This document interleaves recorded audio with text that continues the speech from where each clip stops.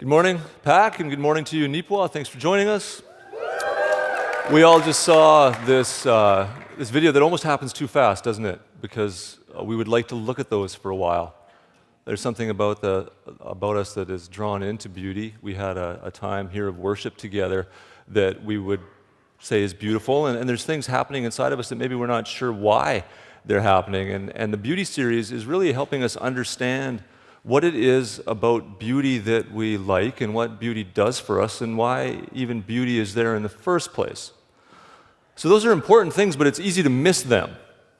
We might think that maybe a series on beauty is like a series that's focused on some weird Christian trivia or some sideline thing. Like you might feel this way in particular if you're going, you know what, my marriage is having a hard time, I'm struggling with anger, I'm addicted to whatever, I have a really crummy job, and I just am joyless in life, and I'm having a really hard time. That's why I come to church, and now we're talking about beauty? And so you can miss what's really happening here if your felt need causes you to miss what beauty is actually there for. But I want to suggest to you, and actually just say it's the truth, not so much a suggestion, but affirm that beauty speaks to every single one of those issues and more. I could sit here and name every issue in everybody's life, and beauty would have something to contribute to it. Think of it this way. Where you are feeling a deficiency in your life, where something is off, so your temperament, your emotional response, your self-control, your discipline, your relationships, those things, where something is off, it's only off because you're not enough like God yet. You were made in the image of God, and as you reclaim that image and you're restored in that image, when you become more like God, which is another way of saying when you become who you were created to be, you begin to become somebody who is actually able to implement the things that make for good relationships, that make for good self-control, and all these other issues. Where you are feeling a deficit in your life, it's safe to say you're feeling that because you're not enough like God yet. The Christian project, the Christian goal for you is to make you as much like God, to put it this way, as is humanly possible, restoring you in the image of who you really are. To do that requires a certain diet. You have to feed on the things that God is. You are what you eat. So if you're trying to become like God, you need to feed on the things that God is. And classically, through the years, philosophically minded Christians have said God is three things. He is goodness, He is truth, and He is beauty. We understand pretty easily why we would need to feast on truth. We get a decent diet of truth in church, right? That's generally the idea, is you were thinking this way and it was wrong. The truth of the Bible or the truth of God comes to you and you begin to change how you're thinking. You replace lies with truth and you're better off for it. That's kind of a cognitive thing that happens in your mind. Truth speaks to your mind. And then there's goodness, which largely speaks to your body. It's what you do with your hands, what you say with your mouth, your actions. And we learn about goodness too, that some of our actions and some of our perspectives and some of our relationships aren't good, and we have to make them good. We want to make them good. And as they get better, we become like God. But there's another part of that diet, picture it as a plate with three things on it, that we're not quite sure what to do with. It might smell a little funny. It's like you're a little kid and you don't want to eat your peas, and you're poking them around, and you're not actually eating or digesting or nourishing yourself on what's beautiful. In fact, as Christians, you're a little bit suspicious of it. And Christians are suspicious of beauty in a way that they aren't suspicious of truth, in a way that we're not suspicious of goodness. We kind of are not so sure what to do with beauty, but if those are the three things that we need to feed ourselves on to become like God, to become who we really are, then our diet is like missing a third of what it needs, is a way to think about it. So in this series, as we learn to not be suspicious of beauty, as we learn what beauty is and does, which was just a fantastic list to go through last week. If you didn't catch that message, check it out online as Mike has set it up really well for us. We need to not be suspicious of beauty, but we are. And we are for certain reasons. And I want to, in the first part, get rid of those reasons so that we can actually feed on beauty and then allow it to nourish us. But before we can pick away at why we're suspicious, I want to show you what the suspicion looks like. Because you'll recognize it, I think. 2 places where I've seen suspicion in Christians of beautiful things. One of them, and it's a while back now, is when we built the high school and the cafe. There was this sense among some, like, let's make this nice, but not too nice. We don't want people to come in and go, wow. We want them to come in and say, this will function very well. We want them to come in and say, you can hardly tell anymore this used to be a tractor dealership. What we don't want is them to be speechless. This is so beautiful. And if somebody did come in and say, wow, we would probably, some of us, have to explain, yeah, you know what, it actually wasn't that much more expensive to put that big fin on there because the way that the prevailing winds work, it is geothermal, right? We'd find some sort of, it's not true, by the way. We'd find some sort of reason for beauty beyond beauty itself. Another place that I see that suspicion is on social media. Somebody takes their family out, they get all looking better than they ever have before, and they're posing in the snow, and there's a whole bunch of pictures of them, or maybe, and it's on social media and people are commenting. Or it's a young woman who's been working out, or she's got a haircut or something, and she's posting some pictures. There's pictures of physical beauty. And most people are like, wow, you look great, good for you, that kind of stuff. And then the Christian comes along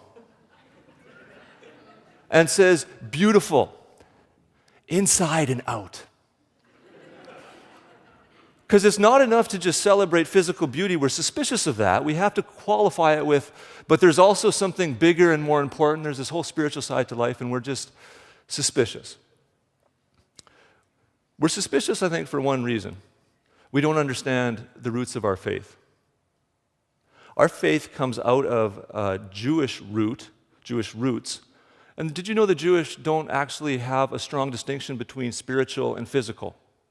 A good way to understand it is if you asked a Hebrew person back then, how's your spiritual life going? They wouldn't know what you meant. They only have one life, and it's my life, integrated, physical, spiritual. We separate the two. How's your spiritual life going? Great. How's your health? Terrible. Right? There's this distinction. You can be neglecting your body and still spiritually healthy. You can be physically fit and spiritually ill. There's a separation there that the Bible doesn't speak to. Greek philosophy speaks to it, and if you have a sense in your thinking that spiritual is good and physical is bad, you're not thinking like a Christian. Part of it is that the Bible tells us that our physical is going to change. This decaying physicality will be replaced by a better physicality that will last forever. The physical is not going anywhere. But we see that, we read that, and we think of it as, well, okay, someday we're all going to just be spiritual and no longer physical, but that's not the biblical witness. We come to the Bible then with this idea that spiritual good, physical bad, and then we reinforce it by some of what we read. Here's some places where I think there's been reinforcement. That you wouldn't actually see reinforcement if you didn't have those spiritual good, physical bad glasses on in the first place. One of the verses that people use to reinforce this wrong thinking is Proverbs 31. The whole chapter is about characteristics of a woman that are virtuous and to be envied, and partway through is this: charm is deceptive and beauty is fleeting, but a woman who fears the Lord is to be praised. When you have your skeptical glasses on, physical bad, spiritual good, you read that as going, okay, so we shouldn't think about beauty. Beauty is way less. It's about inside, her perspective that she fears the Lord. But it's actually not saying that. It's just telling us that you're generally less attractive when you're 55 than when you were 25. This is, we may hate this, but this is true, isn't it? Nobody, at some point you just stop saying to yourself, I'm looking better and better every single day. If you're still doing that, you're lying to yourself. This is just saying that beauty, that's how to win a church over right there. Beauty is transient, right? So, but what beauty does is, in its soul feeding, lasts forever. So, yeah, she may not look exactly like she did when she turned the corner and came down the aisle, but that imprint that the beauty made on your soul, that's never going to leave you, right? The beauty stays forever, even though, and here it's physical beauty. Obviously, there's a maturing beauty and a connecting beauty and a soul beauty, that kind of stuff, but the text is about what we all know already. You start not to look as nice as you once did. Another text that we look at that we get the wrong things about beauty from is this text where Israel is needing to choose a new king. Their old king stunk. They have to find a new king. It's a little bit awkward because the old king's still in power, so it has to be done a little bit sneaky. The prophet Samuel is going to go and anoint a new king who someday is going to become king. He's told by God to go to Jesse's family and anoint the new king. We'll pick up the text when Samuel's there and Jesse's bringing out his sons one by one. We'll start, here's the oldest one. When they arrived, Samuel saw Eliab and thought, surely the Lord's anointed stands here before the Lord. So this is the guy. Next verse says, but the Lord said to Samuel, do not consider his appearance or his height, for I have rejected him. The Lord does not look at the things people look at. People look at the outward appearance, but the Lord looks at the heart. With our skeptical glasses on, we imagine this to say, spiritual is way more important than the physical, and the physical just has no place at all. But that's not really what's being said here. It's being said that when you're looking for a king, you want to look for somebody who is more than just handsome. It's not a deprecation of beauty, it's putting beauty in its right place. And when the scripture puts beauty in its right place, it's not giving it no place. We know this because when they introduce David, who eventually is chosen, we miss this part. Look what it says about him. This is now David, 4 or 5 sons down. So he sent for him, David, and had David brought in. This is the guy who gets to be king. He was glowing with health and had a fine appearance and handsome features. Then the Lord said, rise and anoint him. This is the one. Whatever the message is in this text, it's not that beauty doesn't matter or that it's irrelevant. It's almost like he goes out of his way to include it here. And you have David as like this handsome young Trudeau, but with a more aggressive foreign policy than Trudeau. Saying here that when you're thinking of leaders, the people that you want to trust, don't just be taken in by the external beauty because it can fool you. And then, of course, there is God's reflection on the physical creation in Genesis 1, and Micah read this for us last time, pointing out that the same word for good is often used as beautiful. So when God looks at what he created in Genesis 1, 7 or 8 times, depending on the translation, he says, and it's good and it's beautiful. But he's not talking about inner beauty. He's not taking the parts of this tree you cannot see. The soul of the tree, that's where the real beauty is, which is actually the Greek philosophy that has infiltrated Christianity and had us have this. God is saying, I like that tree, I like those stars, the colors, the taste, the sounds. I've made a beautiful world.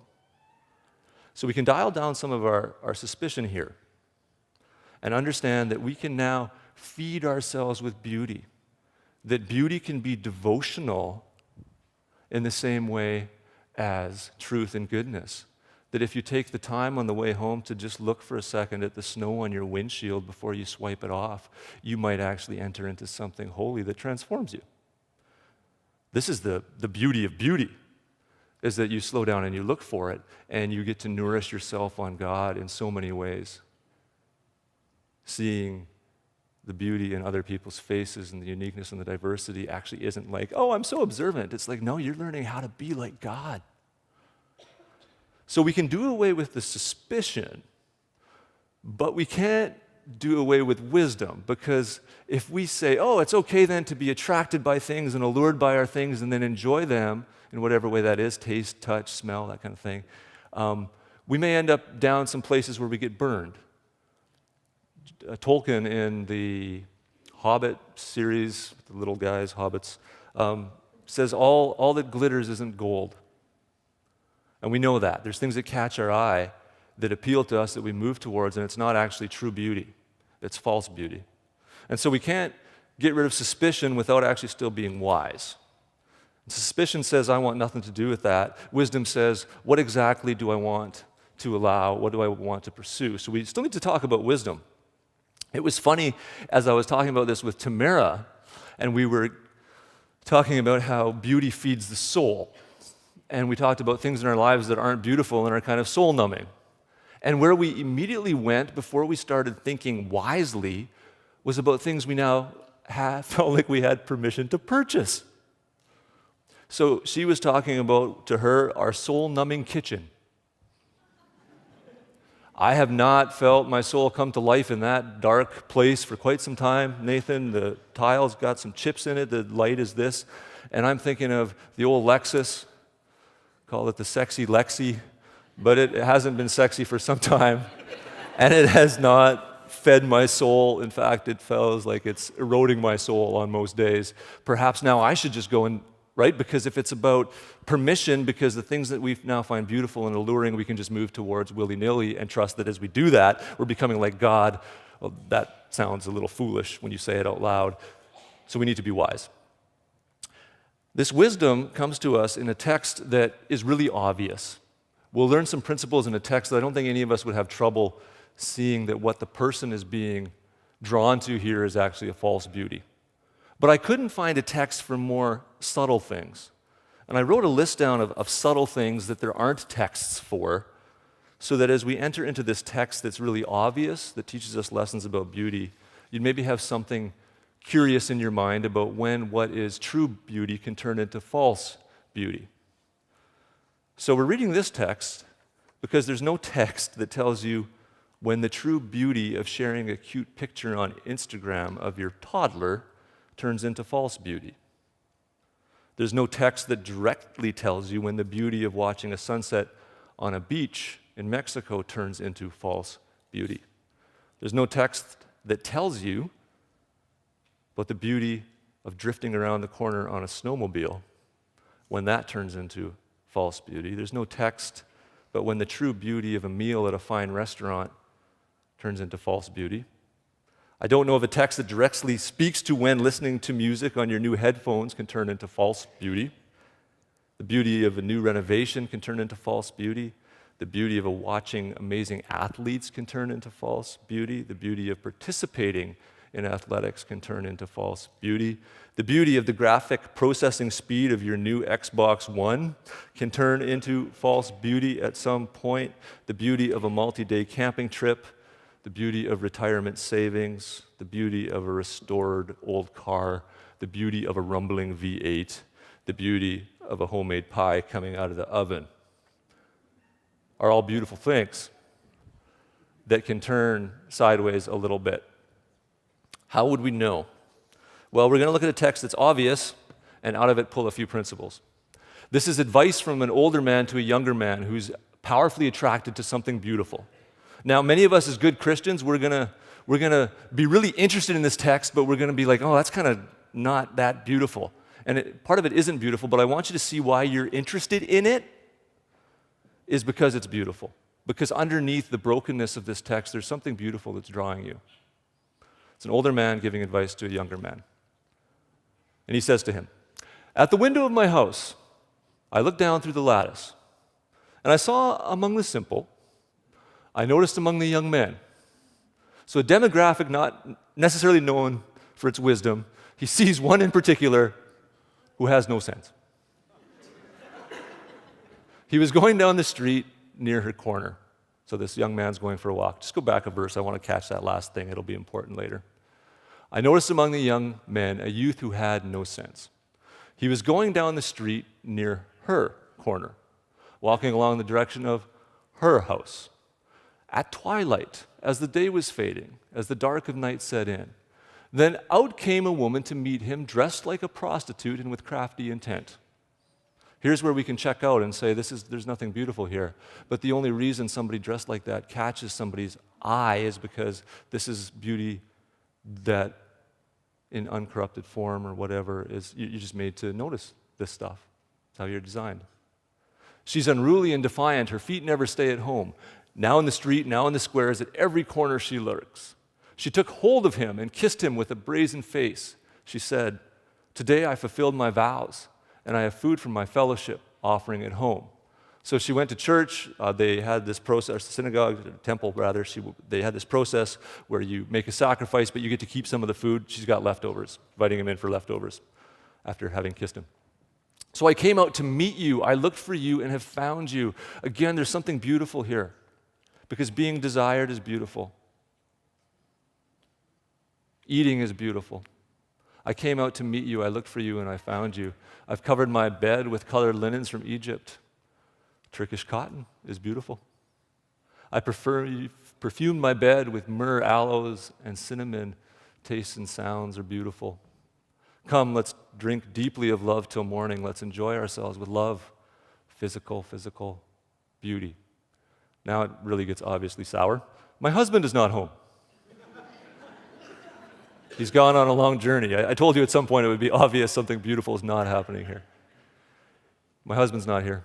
He took his purse filled with money, and he'll not be home till full moon, rather. He took his purse filled with money. He won't be home till the next full moon." With persuasive words, she led him astray. She seduced him with her smooth talk. All at once, he followed her, like an ox going to the slaughter, like a deer stepping into a noose, till an arrow pierced his liver, like a bird darting into a snare, little knowing it will cost him his life. "My son, listen to your dad. This can happen." Now, obvious text where we go, yes, what looks like beauty actually isn't. All that glitters is not gold. But I think out of this text that's really obvious, we can get some principles to apply for things in our life that aren't as obvious, that might be a nourishing beauty that is true, or a different beauty, a false beauty that won't actually make us like God and ends up hurting us. In this text, how it ends is not very beautiful. He's toast. He's devoured instead of nourished. He's dead and not alive. If you're looking at something in your life that is drawing you and it's beautiful, a good question to ask, and I'll give you 3. Now listen, we're not looking for a grid here. These are like, let me just say, perhaps you should ask. Because to put beauty through a grid is to cheapen beauty, and we don't want to do that. But these are good wisdom questions. First one, is it devouring or nourishing me? Keisha and I, my daughter, were driving to Winnipeg on Thursday listening to music, and I was telling her about the sermon. I was working on it kind of in my head as we were going and bouncing things off of her. Does this make sense? What do you think? Is this understandable? That kind of stuff. And we're listening to this song, which, I was like, is this a beautiful song? And her comment on one was interesting about after we listened to the song, how do you feel? Lyrically, energy-wise, that kind of stuff. And there were some songs that felt like there was less of you left, and some where you felt like you had more of you left. Are you being devoured or are you being nourished? This young man also, we'll just do the next question and we'll look at it in the text. Next question is it reducing me to animal or elevating me to wonder? There's an animal instinct that can't reflect on itself. Animals never really go, why do I like this? What's happening to me? Where is this going? Right? Just like food.